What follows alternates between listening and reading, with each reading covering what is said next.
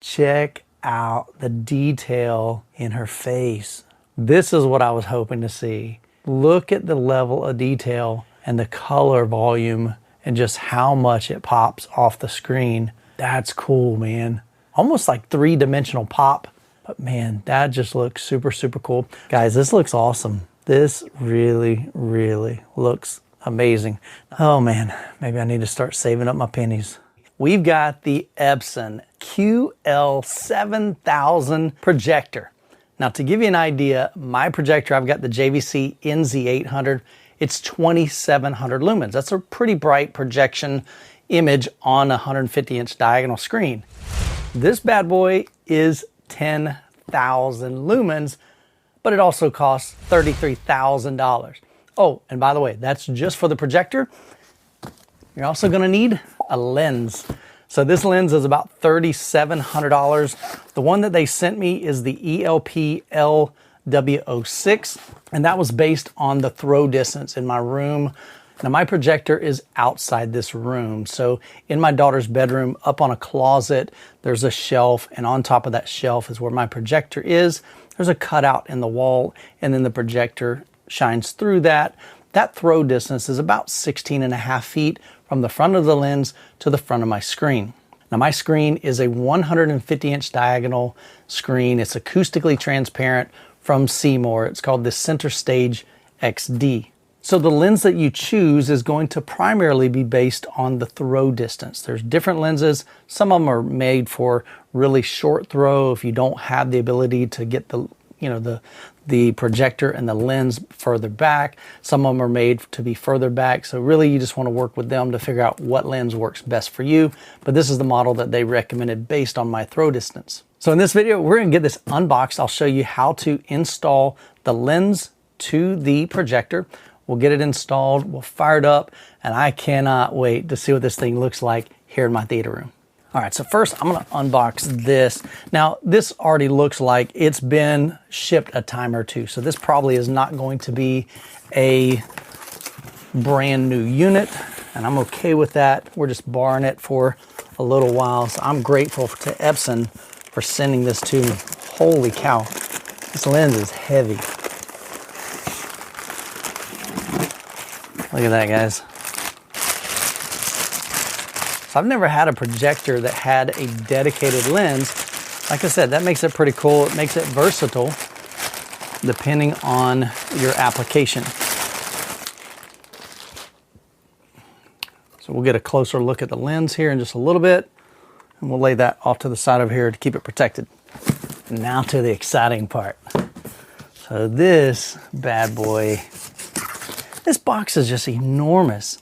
I remember the first time I upgraded from a Panasonic, what did I have, the 3000U? It was massive, it was really big. And then you get to something like the JVC, it's even bigger.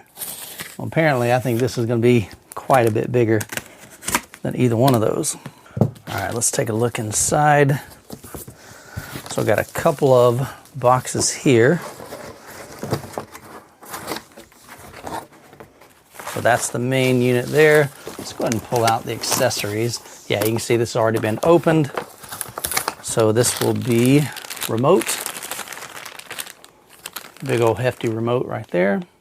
Got our power cable. It's a big old box for just two little accessories. Got another box here. So this should be the cover that's going to go over the back of the unit. Just help you make a clean install. So I first saw this when we installed the QB1000 in a friend of mine's home. It looked really great in his setup. So you can see this will kind of screw into the bottom of it, and then all your cables can drop down out of the bottom. Or if you've got it mounted upside down, like on a ceiling mount, your cables would come up and over. So we're not going to need this. I'm going to put it back together and lay it off to the side. All right, let's go ahead and remove this here. So this is kind of interesting. So this is the top. That's crazy, man. That's huge. All right, so we'll lay that off to the side. So they've given you some handles here. So I'm gonna grab one from one side, one from the other. Derek, when I lift this, if you'll just move this box out of the way. 1, 2, 3.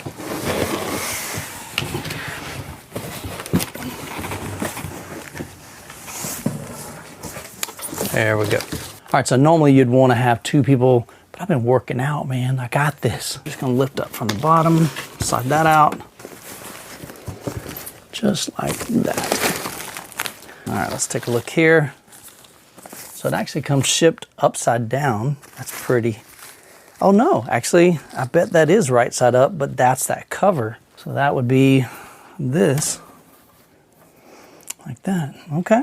All right, so I'm gonna do a little reading to make sure I'm doing this right, but I can already see we've got a protective cover right here, which is good. That's gonna keep that protected during transit, and that's where we're going to install our lens. Up here, we've got a release, and then over here it says lock, and then there's a little metal device right here. But again, I wanna read the instructions just to make sure we're doing this right. Once again, we wanna make sure that this is pinched, pushed all the way to the left for released. I'm gonna grab our lens here, remove the lens cap on the rear. Then I'm gonna line this up with the connectors. I'm gonna slowly slide it into place. And like I said, it only can fit in there one way. Once we get it like that, slide it all the way together, we're gonna pinch and move it all the way to the right. Now that lens is locked in there in place. But since this is going to be a tight fit to get it installed, we're going to remove this. I just wanted to be able to easily show you how that installs. So we'll set this off to the side. We'll connect this once we get the projector mounted in the closet. So the other thing you're going to need to do is put the lid on. So I'm going to show you how that installs. Right up here, there's these 2 little notches right there. And if you flip that over, so we see the bottom of it, you can see there's 2 little clips right here. So you're going to want to slide those 2 in these 2 notches right there. So we'll get Derek, slide that on there. So you kind of start off forward, push it down, and then it'll slide back to lock into place. Now, if you're going to be mounting this upside down, let's say you're mounting this on the ceiling, one thing that you may want to do is use this little safety, chain here. So there's a set screw right here. So just unscrew that, attach this behind there, tighten it down. And that way, if for whatever reason this falls off, it doesn't land on somebody's head. Looking at the rear of the unit on the far left, we do have some manual controls for the menus, on, standby, source search. You've got your menu button, escape, 4 directional arrow keys with the enter button, a shutter button, as well as a button for lens. We have 2 HDMI 2.1 inputs. So this will be great because I've got a PlayStation 5 that I'll be connecting directly to it. So we'll be able to use the auto low latency mode and just get hopefully some really great gaming experience from this. Down below that, we have an audio out, RS-232 for control, your LAN connection, as well as 2 USB-A and your service port. Now, if you're mounting this inside your room and this rear is going to be exposed, that's where you can add that cover. That would just slide into place here, and you've got these 2 little set screws that will tighten that down. In my case, I'm going to leave this all open because it's in a closet and you'll never see it. And also, I want to be able to have easy access to my HDMI inputs. All right, so let me show you where the current projector is. It's inside my daughter's closet. So we can get enough light in here. So you can see we built this custom shelf for the JVC to fit on. So the Epson is going to barely fit in there without the lens. So we'll get the Epson slid in there, and then I'll show you how to install the lens on the front side. So we've got the projector installed, just like I showed you in the video earlier. I'm gonna take this plastic part off right here. I'm gonna leave the front plastic on. And then Taylor, go ahead and remove that little cover. And then we can align these metal pins. It's gonna be hard for you guys to see. I'm gonna block the light. But we're just gonna line up the hole, line up the pins. Taylor, you should be good to lock it down. Actually, I didn't realize it, but I could actually reach it from here. All right, it's locked into place. And we'll take this off. I'm out of breath because that thing's heavy. And then what we'll do is we'll put the lid on top of the projector. Now apparently this thing's like a space heater, so I may have to add even some additional cooling in here, at least some kind of fan, even though it's pretty open. And we'll plug up our HDMI cable. One day I'm gonna get this cable out of the way, guys, I promise. But right now, this has always been temporary, because I don't feel like getting in the top of the Florida attic. All right, so here we have the new Epson QB7000 installed. Let's go ahead and fire it up, see what it looks like. All right, let's go ahead and turn on the projector. So one thing Taylor was saying is on a brand new unit is it doesn't know what lens you've got with this, and so it's going to run some tests or calibration. Yeah, it's just going to do a calibrate. It's not going to get your picture calibrated. All it's going to do is test all the way up and down, all the way left and right, and all the way out of focus and all the way in focus. So okay. Just to make sure there's no... So since this is a used demo unit that they've sent to other people, it's been set up before, so we may have bypassed that. So on the remote, you've got up and down for zoom, focus, and distortion.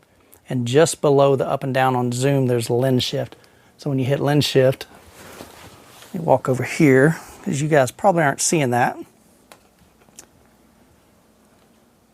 So I'm gonna go ahead and turn the lights off. All right, so now you can see it's up there. So I hit the lens shift, and then I'm gonna bring that down onto my screen. Go ahead and hold that down. I am. Starting to ramp up, it's coming down. Now we're cooking with some bacon. All right, so I think what I want to do first, I want to see how does the Epson look just without the MadVR. So we're going to reach back here, so that way the MadVR isn't doing any processing. So the first thing I'm noticing definitely is the brightness. This is significantly brighter than my NZ800, at least from what my eyes are seeing. We'll take some measurements in a little bit and I'll show you how they compare. But overall, just color saturation, the volume of color that I'm seeing, super pleasing to the eyes. I think part of me was thinking I might need sunglasses. It's not quite that drastic, but man, there is just a lot of volume here. So the first thing I want to do, I'm going to flip over to the Apple TV. I want to show you some really, really cool footage. I've gotten permission from the owner to be able to use their footage, so let's jump over to Apple TV. Now, if you're not familiar with Jennifer Gala, go check out her channel and definitely subscribe to it. She's got some really, really cool content that she creates herself, her and her team, and you can just see some really awesome demos. She's got Dolby Vision if you've got a TV. She's got calibration stuff. But I really like this one, and I got her permission. She said, Michael, you are free to use any of my videos for your videos. I appreciate your work. She's been following my channel. She's a good friend of Stop the FOMO. So I just want to take you into this. Let's take a look and see. There's some really vivid colors. I think this is going to be pretty spectacular, so let's take a look. Now, of course, we don't have Dolby Vision on the Epson projector. Most projectors don't. But if you have a TV, definitely check this out on your TV. If you've got Dolby Vision, I think this will be a really cool demo, and it's mastered in 2000 nits peak brightness. So I'm curious to see what this is going to look like, because there's just some really vivid colors, and holy cow. Okay, that's crazy bright right there. Oh my goodness. This is what I was hoping to see. These colors, and that's it right there.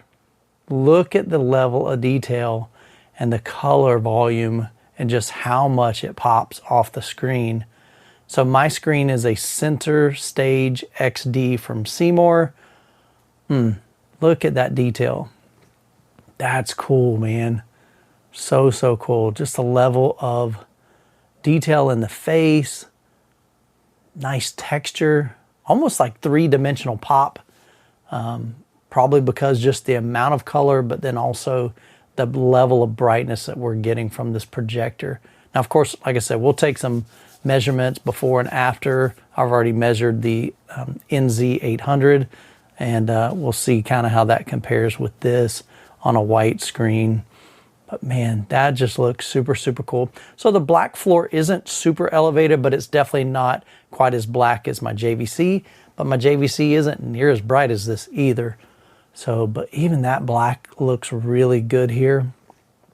And I think what's happening in my brain visually, there's so much brightness that my eyes don't realize that the black isn't the deepest of blacks. But holy cow, this is just a cool, cool image. Really, really like what I'm seeing here. And again, not super, super ultra black, but definitely, you know, because the bright is so bright, your brain thinks that the darks are even darker. So man, and again, go subscribe to Jennifer's channel. She's got an amazing channel, and I appreciate you, Jennifer, for letting me use your content to share great projectors and great TVs here on my channel. Look at that. That is super cool. Oh man, maybe I need to start saving up my pennies. Now seeing this right here makes me want to go ahead and just jump over and play some games. I'm what you call a casual gamer. I'm not a real hardcore gamer, but I love gaming here in my theater room. And so the great thing is this will support 4K 120 and auto low latency mode. And so that should help with latency, you know, here on the projector once I'm gaming. And so hopefully I'll get a better experience with that. So in a future video, man, guys, this looks awesome. This really, really looks amazing. Now this is without MadVR, so I have removed that for now. I just want to see what can the Epson do by itself. And so far, I'm really liking what I'm seeing. Very, very natural colors. So we'll get some real content here in a little bit and check out like skin tones and just see how well it's doing with dynamic tone mapping. Let's go ahead and pull up the menu and just take a look around. Now in full transparency, I am not a videophile. I'm a consumer. I love video, but I don't know everything about it. There's still a lot I have to learn, but I do want to go through the menu just to see what type of controls that we have. So we've got an image panel, and there we've got our light output. So that's right now set at full brightness. Color mode, we've got dynamic and vivid, cinema and natural. But for now, I'm just going to leave it on cinema. We've got brightness is just kind of set at default, contrast, color saturation, tint, sharpness, white balance. Okay, so there's quite a few here. You can change your color temperature. We've got your green and magenta correction. So this is actually pretty cool. I was on a call with Epson and they said that, you know, if you have some, if the colors are a little off, you can come in here and you can just adjust the slider to the left or to the right, and that will kind of shift those colors a little bit. So we'll back out of that. You've got custom, color matching, image enhancement. Now it's up to you whether or not you like frame interpolation. You can turn that on or off. Super resolution, not a big fan of that. Good thing it's back down to about 4. So I'm just going to leave it there. Got some auto contrast enhancements if you want to use that. Back out. Let's see what's under advanced. So we do have dynamic tone mapping. That's turned on. So when I add the MadVR Envy, of course, we'd want to turn off tone mapping here and let the Envy Extreme Mark II do all the tone mapping. And so we'll leave that setting there for now. Dynamic contrast. Now with dynamic contrast on, you can adjust the speed, either normal or high speed. And then we've got either 0 or 20%. I'm just going to leave it at 0 for now. We've got lights out control, so that's currently turned off, so we could turn that on if we wanted to. If we back out and go down to signal, you've got your normal aspect, your blanking, color space is set to auto, dynamic range. Let's just see what's under there. Okay, that's set to auto. And you can see this menu here. This is the Apple TV menu. It's set to HDR10. We'll back out. We've got some advanced settings. So as you can see, there's quite a bit. There's that auto low latency mode. So that is for your gaming. So we'll back out there, come down to settings. Now, if I come down here to test pattern, this is actually kind of cool. If I go ahead and click OK, you'll see it'll put up the test pattern, and then that's what I used to manipulate the image. There's vertical lens shift and horizontal lens shift. So there's a button on the remote that easily allows you to shift that image over, up, left, or right. On the remote, there's a button called lens shift. That's what allows you to position the image on your screen. You can have vertical lens shift where you move it up and down, or horizontal left and right to exactly position it in the middle of your screen. So I've already done that. We'll back out of that. Now under memory, there's a couple of things that you can do. So with my JVC, I only had lens memory. Well, the Epson has memory and it also has lens position. And so under memory, you can save different memory presets. So basically all the settings that we just went through under image and signal, a lot of that stuff, you can save that as a preset and easily recall that. I think there's 10 possibly. Yep. So as you can see, we've already got one for HDR and SDR. So you can easily switch between those two. And then you've got up to 10 that you can save in those presets. So once you've made all your setting changes, you come in here, go to save memory, choose an empty spot, save it, and then you can even rename it to whatever you want. So let's go and back out of that. The other thing that this offers is lens position. Very similar there. You can actually save up to 10 lens positions. Now right now I've only got 2. I've got 2.35 to 1, which is the size of my screen. And then I've got 16 by 9. You could create one 2.40 to 1. There's a bunch of different aspect ratios. And so you can scale this down, make it line up with your screen so that in my case, I have a constant image height. No matter what size image is being presented onto the screen, it's going to fit the top and the bottom. And then we're just going to get gray bars on the left and right, depending on the format. So here's where you would come in here. If you are mounting this onto your ceiling, you would want to change that to front ceiling, or if you've got a rear projection, however you've got it set up. So we'll go ahead and back out of that. So here you can change your menu position. Right now it's in the center, but if you wanted it over to the left or to the right or up and down, you position it where you want. Typically I like it right in the middle. Now down here there's a panel alignment. So we can come in here, turn that on, go back, come down to color, and we're going to adjust for the red and click OK. Then we come down here and choose pattern, RGB, and then we can click start adjustments. Now, I'll probably do a short video in the future on how to do this, but just know this is something that you're going to want to do so that you get the most accurate image. All right, let's go ahead and back out of here, back up one more time, and let's come down to network. During my meeting with Epson, they shared with me that you can access all of these settings through your computer if you've got this projector connected via Ethernet and it's connected to your network. So you would click on wired LAN, it's going to give you the IP address, and then on your computer you can type that in and we can navigate and be able to make all these changes without having to bring any of these menus up on the screen. So if you're in the middle of a movie, you can actually change those settings on the fly and see how they're doing in real time and what that's doing to the image. And we'll go ahead and back out of this. So then under info, we've got some projector info. So here we can see we've only got 85 hours on the laser. So again, this unit has been traveling around to different content creators and reviewers.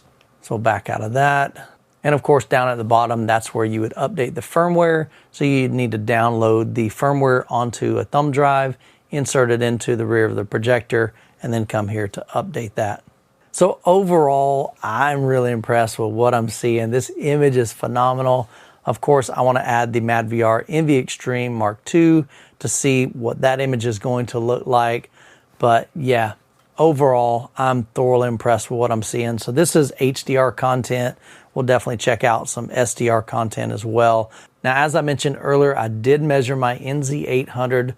Now, this was with the MadVR NV in place. I measured 335 lux, which ends up being 92 nits, and I had it in vivid mode. I did the same thing with the QL7000.